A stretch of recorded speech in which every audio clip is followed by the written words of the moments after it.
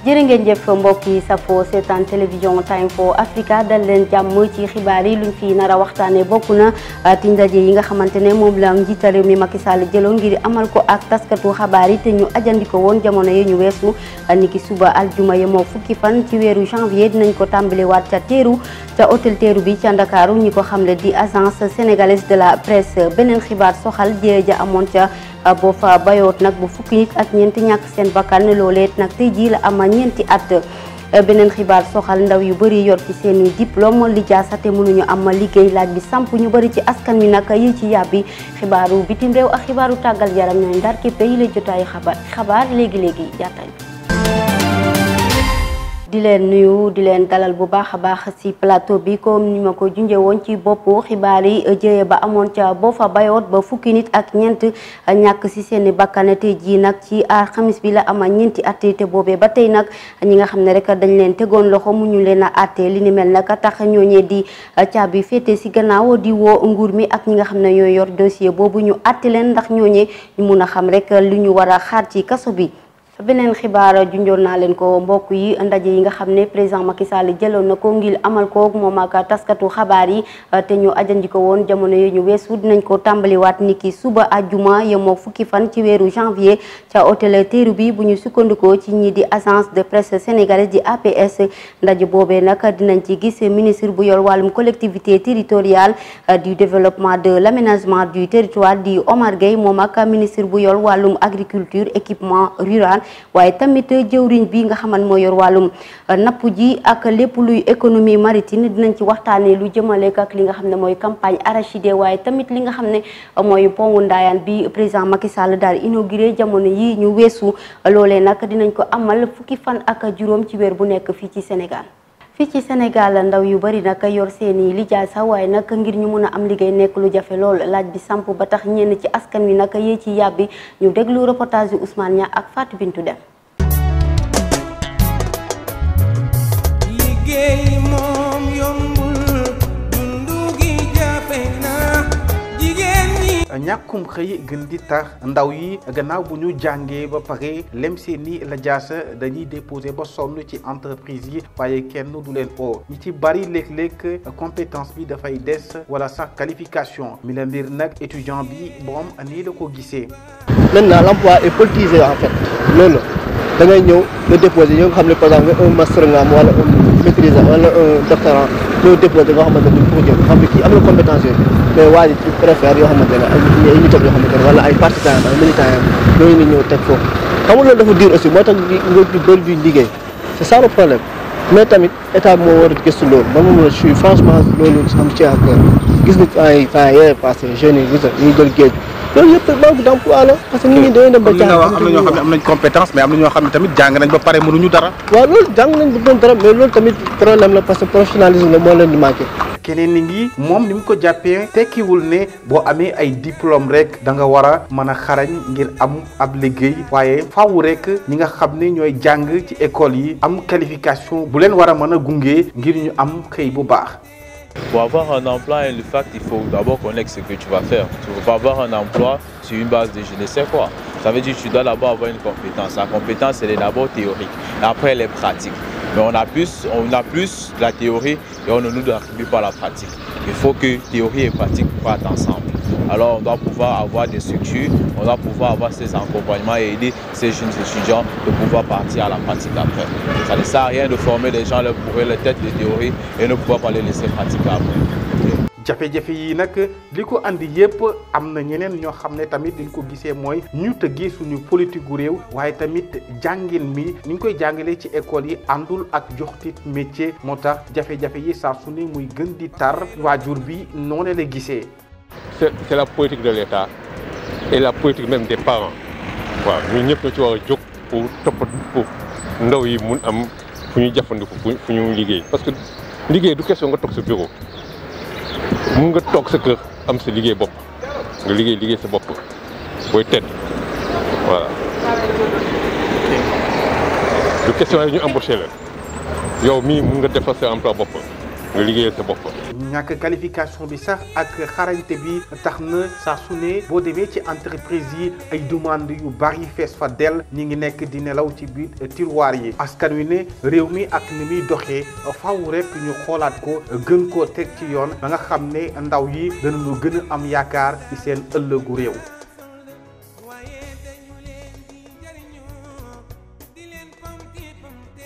jërëjëf Ousmane Niang ci les leeral ñu wax ci leen addu ci atum 2022 bi ni mu tàmbalee fii ci Sénégal mu nekk lu metti lool ci côté jàngalekat yi ndax ñoom ñooñee naka tàmbali nañ li nga xam ne rek mooy seeni grève yooyu ndaxte lu ñu bëgg rek mooy état defal ak ñoom li nga xam ne moom la diglante woon ak ñoom bokk na ci ñi nga xam ne ñooy ASP yi ñoom ñooñee tamit ñu ngi tàmbali seeni grève ñu déglu leeral ak kii di Barthélémy Coly. at bu bees bi ni mu doore baaxul jàngalekat yi ñoom door nañu at bi ak ay grève ñaari syndicat yi kii di CUSEMS ak SAESM def nañu débrayage ak assemblée générale mardi ak mercredi bu weesu tey nag alxames la ñu war a def grève générale assistant yi ci sécurité de proximité ASP tàmbali na at bi ak grève ñaari fan ñoom nag ñaaw lañu seen nekkin rawatina peyor gi moo tax ASP yi di laajte yeesalaat seen contrat yi dugal leen ci fonction publique bi ak yor seen lépp beneen syndicat bi di yore enseignement préscolaire ak élémentaire yi wax na tamit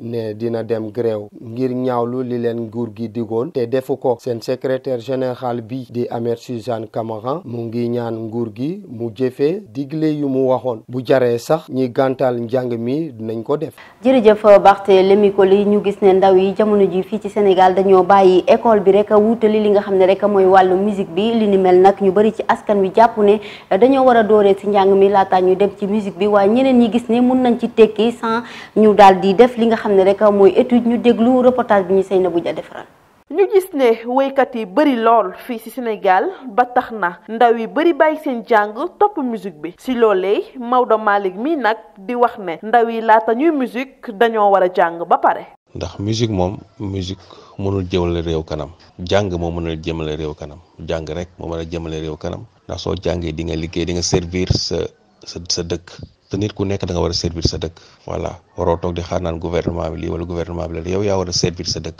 mais xale dañoo focaliser ci musique te musique su yàggee foo rek la lay dugal foo te foo moom day tardel mag waxtuma la xale voilà li gën daal mooy ñu jàng daal mooy dëgg ndax soo jàngee ëllëg mënal sa bopp. ñàkk jàng boobee tax na réew yi bari raw réewu Sénégal ci wàllum musique bi. Sur le plan culturel boo seetee actuellement Mali daf ñu gagné complètement parce que auparavant on avait de grands artistes yu doon dem sur les festivals yi ni partout comme genre Ismaël Lô Youssou Ndour festival yi mag yëpp dañ leen doon woo mais boo xoolee actuellement Maliens yi ay Oumou Sangaré moom ñuy gën a dégg sur le Sénégal kan la ñuy dégg ni actuellement y en a pas à part Wally Seck tey c'est local fii dañ koy gën a dégg sur le plan national est-ce qu'il fait non par rapport ak Maliens am na groupe yu bees yi génn Mali mais ñu ngi def ay festival yi rafet dañ leen di woo un peu partout mais Sénégal à part Cheikh Lo on n'appelle pas les autres lu tax loolu le problème c'est que jeunes yi ñu propulsé au devant de la scène musicale amuñu connaissance yoo xam ne parce que musique d'abord connaissance la et il faut faire des recherches. ba tey Youssou gis na ne ndaw yi gisatuñu seen bopp ci njàng mi loolee tax ñuy teel a soobu ci musique bi. La jeunesse a compris que l'éducation ne sert plus à rien léegi. moo ne de am na ñoo xamante ne amuñu jàng waaye ñoo ngi gis seen bopp ci musique bi. Tu te vois kenn koo xam ne il n'a pas fait les bancs mais il vit aisément il se tape des millions sans rien faire. ñu gis ndaw yi bari di yëngatu ci wàllu musique bi te amuñu jàng te xëy na suñu amoon jàng loolee dina leen jàppale ci seen carrière. ginnaaw dogal bi nga xamante ne moom la gouverneur bu Ndakaaru jël ne dafay jëlee li nga xam ne mooy moto cak-cak yi ndaw yi nekkee ci secteur boobu nag démb ak barki démb ba tey ñu ngi ñaawlu seeni mer ñoom ñooñee sax ñu ngi woo ki nga xam ne mooy président Macky Sall mu daal di leen wallu ci ndax ay ndaw lañ ñu jàng am seeni diplôme te mënuñu am liggéey loolee sax moo tax ñu dugg ci mbir moomu ñu déglu kenn ci ñoom. dama bëgg wax lu ndaw te bariwul. bëgguñu ñun ay doomu aadama lañ ay góor piir lañ dañuy ñàkk te li ñuy ñàkk moom la ñu bëgg di dundee ba faw ñun duñu sàcc duñu agressé yaa ngi dégg ñun li ñuy tax a jóg mooy nañ ñu bàyyi ñun ñu liggéey comprendre nga mais bi ñu tegal nañu chaque fin de mois dem leen ngeen dagg rosi wala chaque jour sax dem leen ngeen dagg rosi soxna si ñi bii bëri ñi ngay gis fii ñu bëri seen famille ñoom lañ yaakaar te li na dañu taxale si cag-cag bi mais ñu leen laaj loo xam ne ni li nga waroon a yóbbu sa famille bi la ko laajee lu nekk sa poos loolu da ngay mooy demal nga dem sàcc ji. dañoo tukki dem réewu jàmbur am liñ fa gis mu ragal loo ñu ñibbisi ba ñu ñëwee man bii wax ak yow 6 personnes laa jëndal moto ñoo xam ne dañoo toog teglante seen loxo barki Seydina Mohamed kenn bàyyi ni ak keneen ñoo xam ne noonu sama alal lañ jënd moto di leen liggéey te ça coûte moto bu ne 500000 lay jar chaque jour jëndee moto 500000 di ko jox ay nit est-ce que ñu de koo gis am na yaayam ku mu yaakaar wala papam bu ñu yaakaar ngir yàlla ak yéenante Macky Sall mooy suñu président te du président boo xam ne noonu ay intellectuel la fi nekkal wala ay ñu nekk investisseur la nekkal ñun ñëpp la fi nekkal nañu may ñu liggéey te yàlla tax nañu jox autorisation boo xam ne dañuy liggéey ñu ne ay sénégalais lañu ay doomu sénégalais lañu suñu ñàkk la ñu jëndee 6 moto laa jëndee jox ay nit ñuy liggéey. Nous ne sommes pas des gens, nous ne sommes pas comme les gens qui sont sur la route pour voler les appareils ou bien les téléphones. Avant que les tchak-tchak, il y a des agresseurs, il y a des voleurs, il y a des gens qui prennent qui fait tout sur les rues. Et pourtant, nous sommes là pour avoir quelque chose et donner nos parents. Nous tous, nous sommes des pères de famille. Moi, je suis marié et j'ai mes fils. Monsieur le Président, je vous adresse mes salutations les plus respectueuses. Mais avant tout, nous vous demandons que vous amenez une loi qui peut régler cette situation-là, qui est très pénible à nous. ñu desandi ba tey ci wàllum manifestation yi ASP ya nekkee ca Linguère nag ñoom tey si suba lañ tàmbali seen ñetti fanu grève ñoom ñooñee lu ñu bëgg rek mooy ñu teg leen ci condition yu baax waaye tamit ñu yeesalaat leen seeni contrat ñu fàttali leen nag léegi ñii di président Macky Sall moo leen recruté woon ca atum 2013 ngir rek wàññi chômage bi nga xamante moo fi am Sénégal waaye tamit ngir ñu mun a jàppale ñi nga xam ne ñooy police ak gendarmerie. ñu wax ci wàllum góor jigéen loi bi nga xamante ne dañ ko bëggoon daganal fii ci Sénégal ngir jëlee ko fii assemblée nationale nag nanguwuñ ko voté li ni mel nag tax na ñenn ci askan yi yee ci yàbbi jàpp na rek dafa am ñeneen ñoo xam ne dañoo am doole ñoom ñoo tax rek député yooyee nanguwuñ ko voté ñu déglu leen ci micro trottoir bi ñu Seynabou Dia defaral. waroon na gën a leer ci bopp Sénégalais yi pour man jarul woon sax que ne loi bi. Mounon na l'air avant mu yegg Assemblée nationale. Moi, je ne suis pas surpris. Quand tu vois la configuration de cette Assemblée nationale-là, hein, dëkk bi soo gisee ni mu mel nga xool Assemblée nationale bi nu mu mel loi yu mel noonu nga war a xam ne waroo sax am siiki saaxa ne ñii saa ils sont pas prêts pour voter cette kii-là. Mën nañ ko analyser sur deux angles. Il y a d'abord ay lobby yi nga xam ne peut-être ñoom ñoo rax ci ginnaaw député yi à l'Assemblée nationale parce que aussi peut-être ñoom ñu ngi defar seen affaire et aussi peut-être bokk nañ ci lobby bi ba pare te mënuñu cee génn. À côté aussi il y a l'intérêt de l'État central. li tax appliqué wuñ ko nag mooy comme li ma la wax c'est pas clair leerul ci constitution bi loolu nag moo dem ba ci Assemblée nationale moo tax ñoom du ñu jël seen engagement du ñu jël seen responsabilité pour taxaw ne lii nii dañ koy criminaliser du am Sénégal du am sama réew leerul ci bopp sénégalais yi. dëkk bi soo xoolee ni muy doxee nga xam ne nous avons les meilleurs lieux il faut un État fort pour mën a dékk ñu mel noonu. bu ñu xamee Assemblée nationale assemblée mécanique moo fa nekk donc pratiquement la plupart du temps. député Macky Sall yi ñoo fa nekk waa APR et tout donc c'est sûr que ñoom du ñu jël benn intérêt boo xam ni tey day nekk en l'encontre tey intérêt wu lobby beeg et tout parce que sachant que peut-être bu ñu voté loi bi ñi fa nekk wala lobby yi nekk seen ginnaaw du ñu continuer financer seen projet. Sénégalais yi ñoo war a yeew seen bopp dëkk Sëñ Touba Alaaji Malick ak ñeneen ah mais amul benn diine bu nangu loolu. lu tax ñun ñu toog nii ñi ay politiciens ay nit ñi nga xam ne ils ne représentent rien dans ce pays-là bëgg a jël pays bi le peuple en otage c'est pas possible. Voilà investissement yu ñuy dugal ci réew mi moo tax peut-être ñoom aussi tamit nanguwuñu carrément ñu voter loi bi. affaire internationale la donc da ngay moytu xam naa ko suñu réew mi jamais affaire bi du am fii. ñu desandi ba tey rek ci wàllum loi bi nga xamante ne moom lañ naroon teg ngir jële fii góor jigéen fii ci Sénégal ginnaaw dëgg gi nga xam ne rek ñi di assemblée nationale joxe nañ ko démb ñu bari ci askan ñi wax nañ ci rawatina imam yi nga xamante ne rek dañ ci doon xeex ngir vote loi boobu kenn ci ñoom di wuyoo ci imam Babacar Sall nag jar nañ ko jox mu am ci li mu yëkkati ci micro Momar Seck. mais affaire góor jigéen mais du sax lu ñuy wax te yàlla daf ko bannir li may wax ni ay aaya alxuraan la aaya alxuraan boo demee ci suuratu Ankabut suñu borom foofu ñu ngi ko fay wax ba muy wax ak mu ni c'est-à-dire fi mu njëkk a am ci Lóot nam leen def sax mooy nitu yent yàlla Lóot yi dafa bannir moo tax góor jigéen ñu ngi ko tuddee luuti yi parce que si li ñu jóge ci nguuru yent yàlla Lóot la mais yàlla dafa benn dëkk bi alal leen ñoom ñëpp pour wan ni la nu mu doyee waar dañ ko waroon teg ci table yi xamal nit ñi carrément lii duñ ko fi voté tey duñ ko fi voté ba parce que dafa suñu Sénégal loolu du fi am tey du fi am ëllëg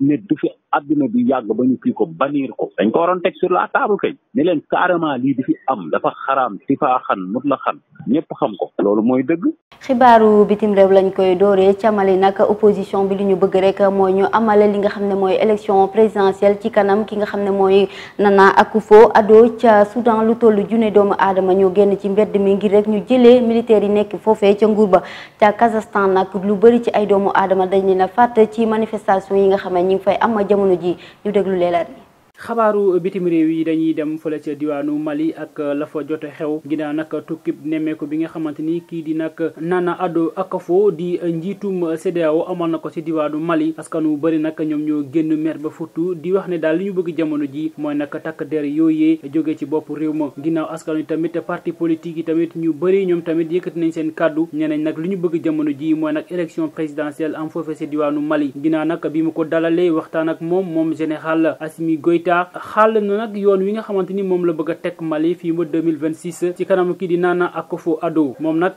nee na lépp lu jëm ci wàllum ñàkkam kaarange foofe sa Mali dina ko saafara laata muy def référendum atum 2024 bu fa jógee tamit dina def li nga xamante ni moom mooy élection législative ak sénatoriale bu fa jógee si atum 2026 mu amal li di élection présidentielle ci pays réewum Soudan nag xëy na fa métti lool ginnaaw askan wu bëri nag bi ñu fipp wàcc ci tali bi nag raam ndànk jëm sa palais ba li ñu bëgg nag mooy ñi nga xamante ni ñoom ñoo jiite réew moom muy nag ay waay takk der ñoom tamit ñu jógee foofee bii nag mooy ñaareel bi yoon askan wi nag di tase ginnaaw nag kii di Abdoulaye Hamdok bi mu tekkee ndomba tànkam moom nag jëwriñ gu njëkk ga tey ji ci suba gi nag ay junni doomu aadama ñoom ñu wàcc ci tali bi di ram ndànk nag dem ca palais ba ngir nag ñaawlu anam yi nga xamante ni moom la militaire yi yore réewum Soudan bu ñu sukkandikoo ci xibaar yi ba tey ne nañ nag askan woowee ñu ngi doon jàppante sax ak ñi di takk der yi ba tax na nag ñuy wasaare leen nag ay lacrymogène li ñu mel nag la ñu nemmeeku foofee sa réewum Kazakhstan ndaxte ay fukki doomu aadama ñoo ñàkk seen bakkan ginnaaw bi ñu doon jàmmarloo ak takk der yi ñoom ñi lee lu ñuy ñaxtu bokk na nag njëgu gaz bi nga xamante ni moom moo yokk foofa si doon Kazakhstan bu ñu sukkandikoo ci ki nga xamante ni moom moo yore kaddu takk der yi nee na nag fukk ak ñaar si ñoom ñàkk nañ seen i bakkan lopp ñetti téeméer ak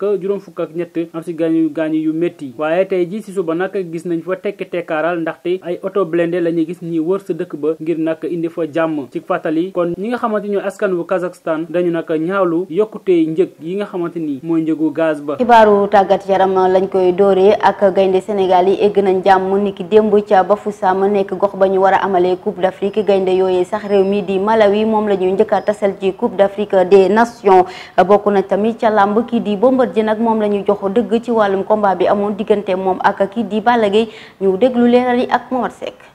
xabaaru tàggat yaram yi dañu koy dooree ak wàllum làmb ginnaaw nag jël bi nga xamante ni daan na ko Balla Gaye 2 ci wàllum avertissement moom Bombardier defoon nag ab recours ginnaaw recours boobee nag ñu sukkandikoo ci ki nga xamante ni moom manager am nee na nag kii di Bombardier CNG nangul na ko jël bi nga xamante ni teg na ko Balla Gaye 2 mooy jël bi mu ko daanee ci ginnaaw saako yi moom Aliou Guèye di manager bu Bombardier moom moo joxe xibaar bi niki démb ci guddi ci fàttali nag kon Bombardier moom nag daane woon na Balla Gaye 2 benn fan ci weerum janvier atum 2022 sa arène nationale xabaaru Coupe d'Afrique des Nations ñu dooree ko nag ak équipe nationale bu Sénégal ni ko nag démb bu 19h jotee si ngoon si lañu yegg foofee sa réewum Cameroun rawatina dëkk bi di Bafoussam ginnaaw nag bi ñu fay yeggee askan wu bëri moo leen tertu foofee rawatina ay doomu sénégalais waa 12e gaynde ak comité local d'organisation ba amal nañ fa nag ambiance bu rëy gaynde nag ginnaaw bu ñu demee bàyyi nañ seen ginnaaw nag juróom-ñaari nit yoo xamante ni si délégation bi la ñu bokkoon waaye nag tey ji ñetti joueurs ñu ngi si yoonu Cameroun ca diwaanu Égypte Mohamed Salah nag moom moo yëkkati ay kaddu jëmale ko nag si Coupe d'Afrique bi muy jëm moom nag jàpp na nag ginnaaw réew Égypte bi mu jëlee Coupe d'Afrique bu juróom-ñaari yoon te moom fekkewu ko kon nag ren ji dafa bëgg nag yëkkati coupe boobu moom Mohamed Salah joueur Liverpool bi. Malawi war a taseeg Sénégal muy nekk ñetteelu match bi moom nag match xarito yu mu def yëpp nag daf si am ndam moom Malawi nag niki démb dafa dóor Mali 2-0 mu nekk ñaareelu ndam li nga xamante ni am na ko ginnaaw ndam lu mu amoon ci kaw Îles Comores 2-1. Maroc yegsi na foofe si diwaanu Cameroun waaye nag lu ñu nemmeeku si seen ñëw googee ñoom marocain nag bàyyi ñu lenn ndox lekk ak tamit ñi nga xamante ñoom ñoo leen di toggal lépp daal lañu indi foofe si diwaanu Cameroun ngir nag